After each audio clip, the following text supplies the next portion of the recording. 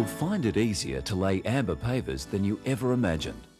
Over the next few minutes, with the help of Mark and Debbie, we'll show you how.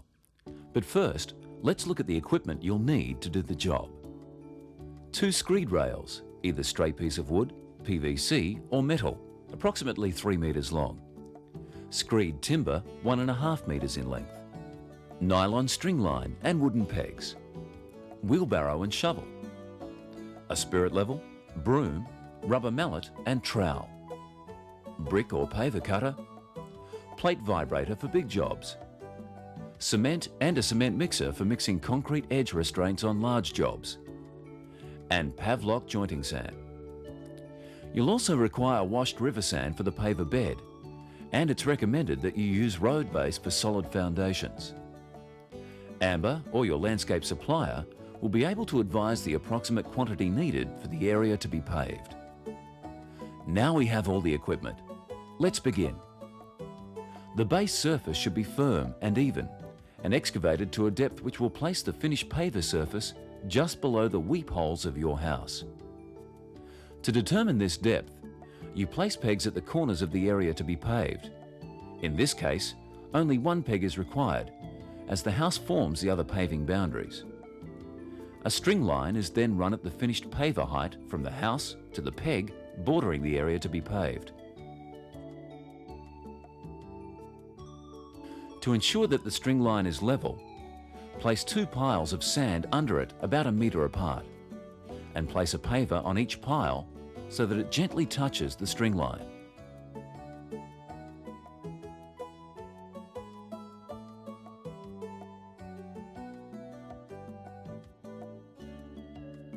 Now, by bridging the pavers with a spirit level, you can adjust as required. Once the string lines have been levelled, you can adjust them for drainage fall-off away from the house to prevent water from forming pools. A rule of thumb is 15 millimetres fall-off per metre length. So as our boundary is about 5 metres, we'll drop our string line to approximately 70 millimetres. With this done, dig the rest of the soil out so that the surface is even, and excavate it to a depth of 180 millimetres to accommodate a 50 millimetre paver thickness, 30 millimetres bed of washed river sand, and 100 millimetres compacted road base foundation. Whilst not essential, except for heavy-duty applications like driveways, Amber does recommend the use of road base on all poor drainage areas. This is spread quite easily across the area to be paved, and levelled by using a shovel, rake or screed rail, and then lightly hosed to help bring the lighter road base material to the top, providing a smoother, harder surface. As Mark is demonstrating, you can check that the road base is level by randomly using your spirit level over the site. Then, to ensure a solid foundation, simply compact the road base. The next step is to put down the screed rail about 1 metre apart and spread the washed river sand, which becomes the bed for your pavers. It's a good idea to keep the sand moist, so on hot days you may need to hose it lightly. Now you screed the sand, making a smooth bed on which to lay the pavers. Then remove the screed rails and fill and trowel the gaps. This procedure is repeated until the entire surface is covered by a bed of sand. Amber has a range of attractive laying patterns, each of which is illustrated in the Amber Do-It-Yourself brochure.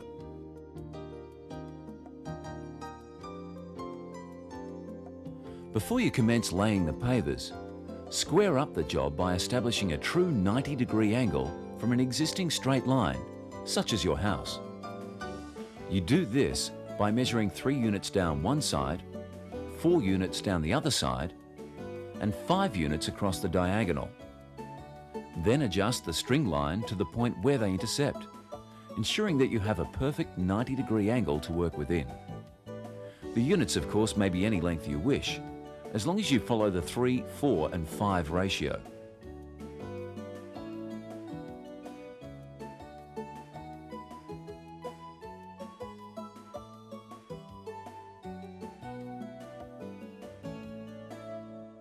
Mark and Debbie will lay their pavers in herringbone pattern. Here we see Mark starting the header course and running it along the house and border string line.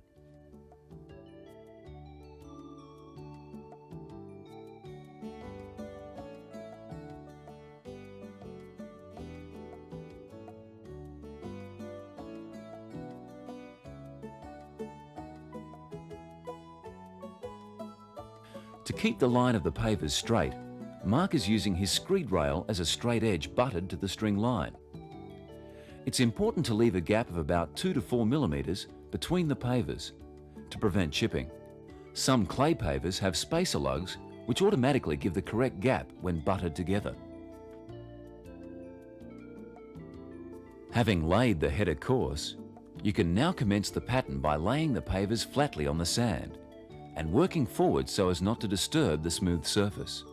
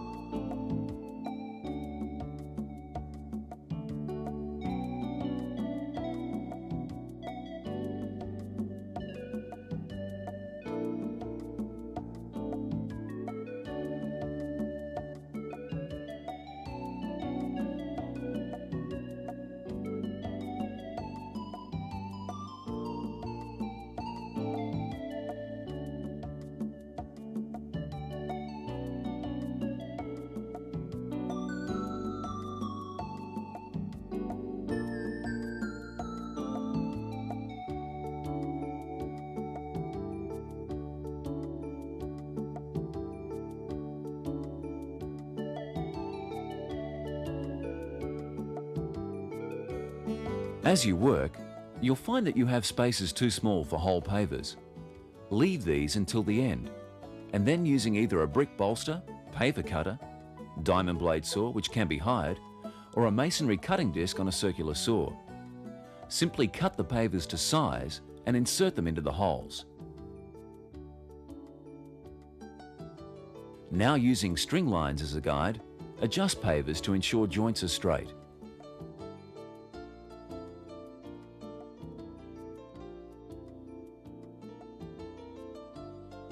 When you've come to the limit of your paving, so that they don't move, you must lay edge restraints. The most used method being concrete laid up to the outer edge of the pavers from below the road base.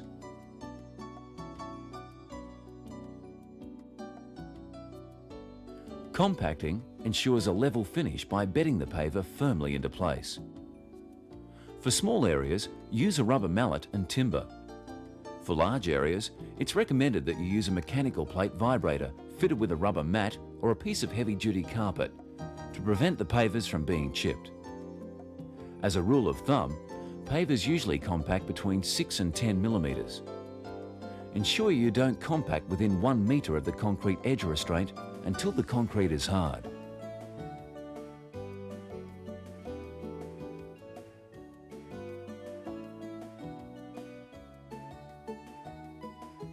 All that's left to do is sand up or fill the gaps between the pavers using fine bag joint filling sand available at Amber. Simply spread the sand across the surface, sweep it into joints, and then compact the pavers once more. A point to remember, never mix cement with joint sand. Now give the pavers a fine mist spray to settle the jointing sand and the job is finished. Well done. That's how easy it is to lay pavers and create a beautiful landscaped area.